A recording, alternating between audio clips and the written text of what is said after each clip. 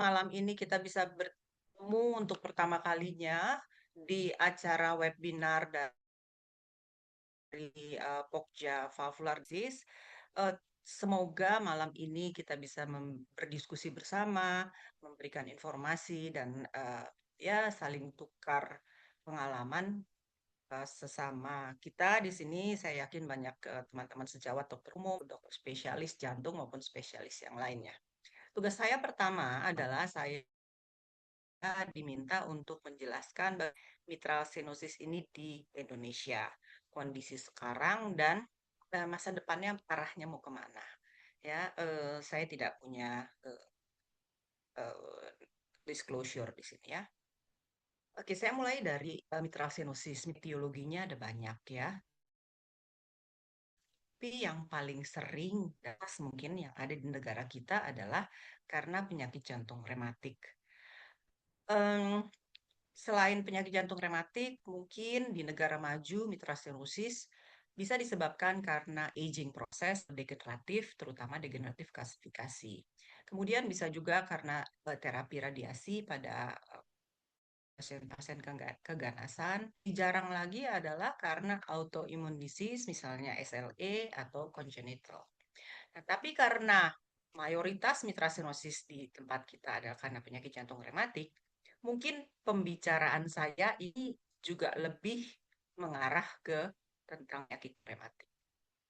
Sedikit mengenai patogenis perjalanan penyakit dari rheumatic heart disease, tahu bahwa rheumatic heart disease itu dimulai dari demam, dan demam rematik akut itu timbul akibat yang triad epidemiologi itu adalah interaksi antara agent, itu kuman, Streptococcus grup A, yang menimbulkan penyakit tonsilofaringitis, yang mengenai host tertentu yang mempunyai risiko itu, di mana lingkungannya ya biasanya overcrowded, jadi berdesak-desak ketinggalnya.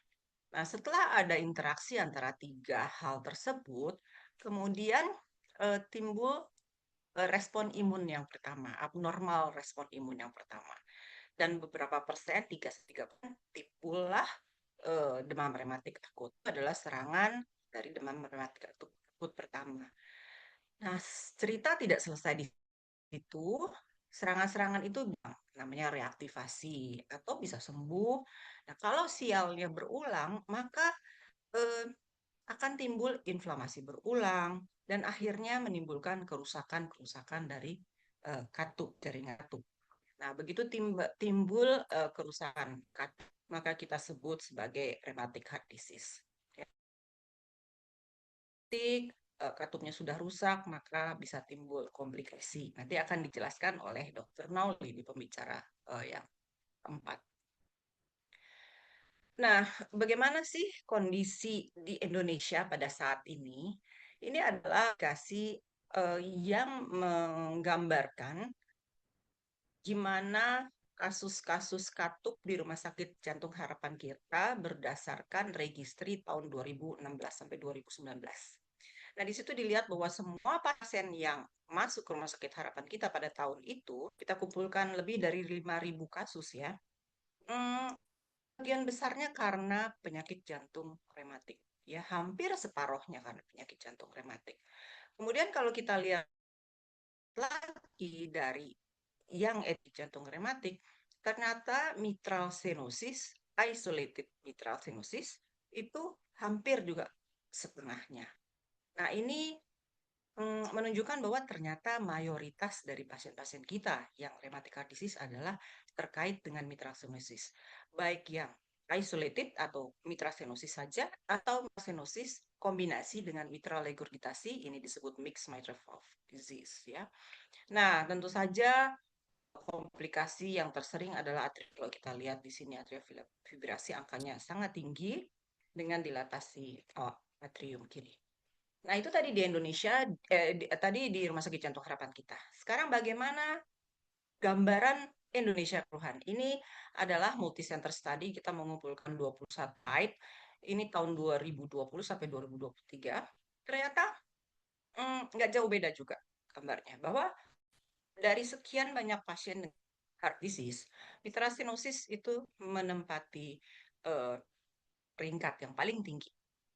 Nah, dari situ, selain bukti bahwa mitral stenosis menempati peringkat paling tinggi, kita bisa lihat juga bahwa pada pasien rheumatic heart disease itu perempuan paling banyak, lebih banyak predominated perempuan. Nah, itu menimbulkan maternal problem ya, pasien hamil, kemudian kelainan katup. Kemudian itu tadi mitral stenosis most frequent dengan komplikasinya macam-macam. Kemudian karena ada mixed mitral disease dan multiple mitral valve disease, ini menyebabkan penanganan menjadi mahal karena operasinya multi-valve surgery, ya. Dan yang menyedihkan di sini kita tahu bahwa penyakit jantung rematik adalah penyakit yang bisa dicegah dan profilaksis, tapi sayang sekali di Indonesia, coba kita lihat ini, lebih dari setengah tidak mendapatkan profilaksis sama sekali, sedangkan kurang dari seperempat yang mendapatkan secondary profilaksis secara adekuat atau secara teratur. Lebih lanjut kita juga tersebut EKG-nya ya, terutama pada pasien-pasien yang bentuknya adalah mitral stenosis, mitral regurgitasi maupun mixed mitral valve disease. Nah, dengan atrial fibrilasi tentu saja komplikasinya antara lain adalah ada trombus, intrakardiak trombus, kemudian adanya stroke, dan kita bisa lihat bahwa pasien-pasien tersebut mendapat antikoagulan, ternyata yang adekuat hanya sedikit, bahwa penggunaan antikoagulan pada pasien-pasien kita yang atrial fibrilasi tidak terlalu adekuat. Isu lain adalah bahwa usia. Usia kan kita tahu sebetulnya rheumatic heart disease itu adalah dekade ketiga empat, jadi usia 20-an sampai usia 40-an. Di kita nih sudah mulai makin tua, 44 tahun rata-ratanya, malah kita punya pasien dari registri tersebut yang tentu saja hal ini menimbulkan masalah kesehatan lain ya. Kalau usia 40-an 50-an itu productive age, tapi makin tua lagi ada banyak komorbiditas lain yang jadi urusan juga.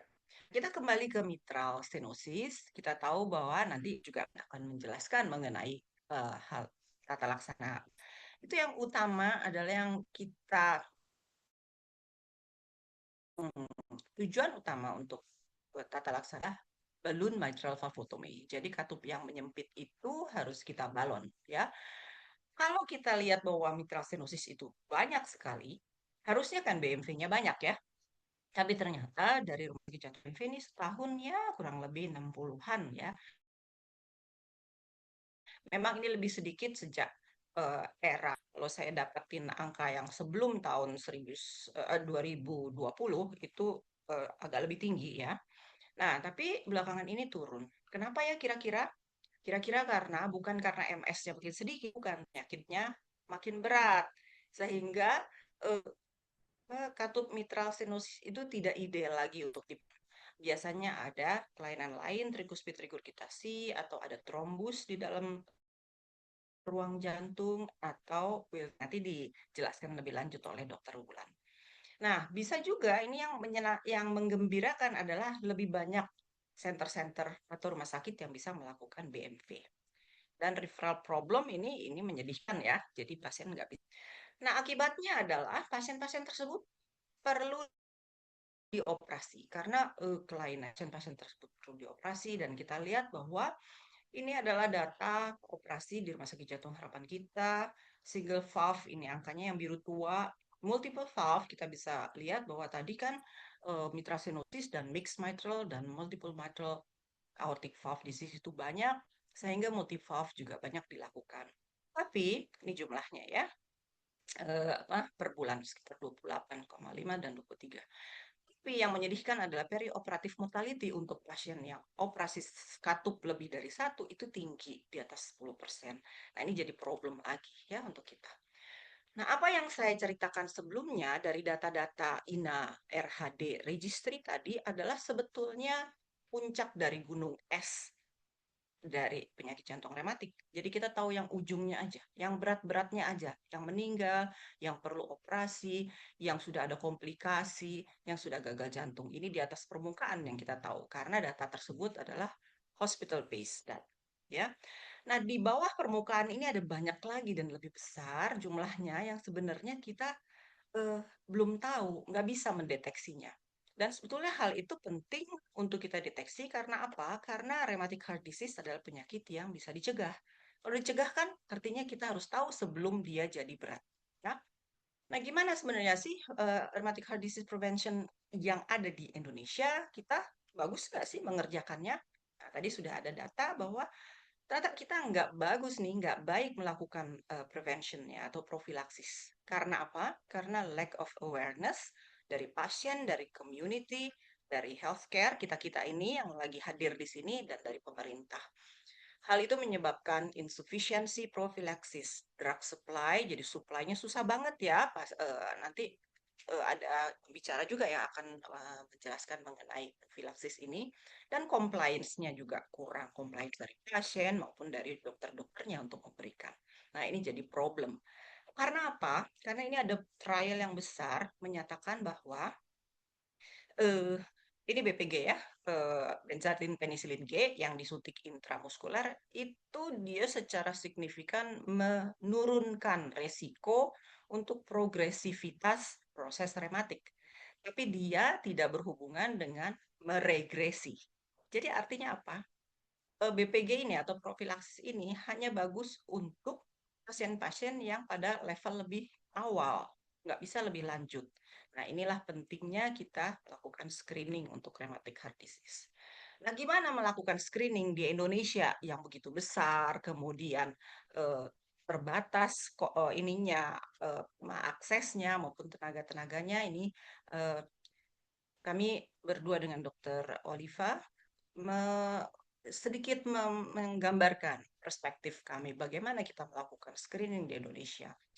Jadi screening ini dilakukan oleh eh, dengan menggunakan alat yang lebih simpel, mungkin bisa handheld echocardiografi oleh siapa, mesti oleh SPJP, tapi bisa oleh tenaga-tenaga yang dilatih khusus untuk menggunakan handheld echo untuk melihat adanya laten atau rheumatic heart disease yang stagingnya masih awal kepada siapa? Kepada anak-anak yang berisiko tinggi, misalnya anak sekolah atau keluarga yang berada dalam lingkungan yang sama dengan pasien dengan menggunakan kriteria yang sederhana.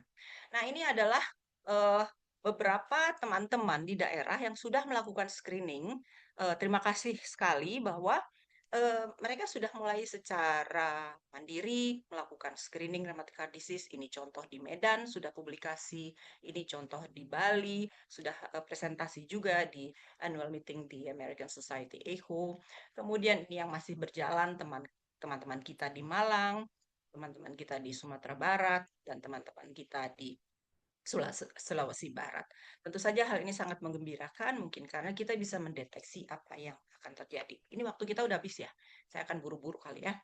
Nah, future direction-nya adalah, pertama kita harus prevention, diagnostik, jadi harus melakukan uh, social, economic, dan health improvement, kesehatan lingkungan, housing, dan higiene secara umum. Ya, itu penting untuk eradikasi. Kemudian vaksinasi untuk gas infection ini masih berjalan. Ini ada masalah challenges-nya banyak sekali. Karena apa? Karena kita mau memberikan vaksin kepada penyakit yang sebenarnya pada dasarnya patogenesanya adalah autoimun, jadi tidak mudah dan mungkin masalahnya harus betul-betul kita evaluasi apakah nanti safe atau tidak. Kemudian strain yang banyak, tidak ada animal models yang sudah yang bisa dianggap mirip untuk research tersebut. Kemudian rapid diagnostic test kita juga harus mulai membangun supaya kita bisa mendeteksi secara cepat bagaimana di area yang agak sulit ya. Kemudian yang berikutnya kita menggunakan inovasi teknologi misalnya dengan menggunakan portable echo dan artificial intelligence untuk mempermudah melakukan screening dan diagnosis awal terhadap penyakit jantung rematik. Yang lainnya juga mengintegrasikan misalnya kunjungan antenatal bagi ibu-ibu hamil, anak-anak sekolah, usaha kesehatan sekolah, kita integrasikan untuk screening. Kemudian kita juga perlu melakukan research yang lebih komprehensif untuk melihat dan mengerti lebih jauh bagaimana eh, perjalanan penyakitnya, termasuk bagaimana genetic susceptibility, inflamasi dan autoimmune response, dan bagaimana perangai-perangai kondisi pada subclinical cases. Dan yang terakhir adalah ini, policy and advocacy kita perlu, ini juga kami rencanakan, kita juga harus melakukan National Heart Valve Network itu untuk memastikan akses dari teman-teman atau pasien-pasien di daerah dan teman-teman yang ingin merefer pasien ke pusat-pusat yang bisa melakukan tata laksana penyakit jantung katup dengan baik, ya.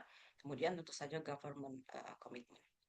Nah, ini terakhir adalah summary. Kita sudah membicarakan bahwa kondisi Indonesia pada saat ini. Kita mengerti bahwa paling banyak pasien mitra stenosis adalah karena etiologi rematik.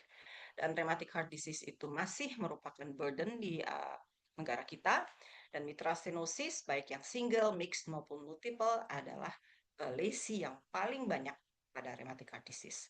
Kemudian kita punya isu-isu mengenai rheumatic heart disease ya, yang kita dapat dari hospital based national registry, yaitu penyakit itu predominance perempuan pada usia produktif. Nah, yang datang ke kita pada umumnya atau yang tertangkap pada kita pada umumnya sudah late stage dengan komplikasinya dan kemudian perlu tata laksana yang lebih mahal, operasi, dan kita lihat bahwa coverage dari profilaksis kita sangat rendah. Untuk future direction-nya, kita harus memiliki strategi yang baik untuk mengontrol penyakit tersebut, termasuk prevensi primer, prevensi sekunder, ini saya lupa tulis yang sekunder, dan early diagnostic, dan inovasi yang bisa kita gunakan dari teknologi untuk screening, management, data collection, dan yang penting lagi adalah mengaplikasikan National Heart Center Network. Demikian, terima kasih. Nanti kalau ada pertanyaan, silakan ditulis di Q&A. Assalamualaikum warahmatullahi wabarakatuh.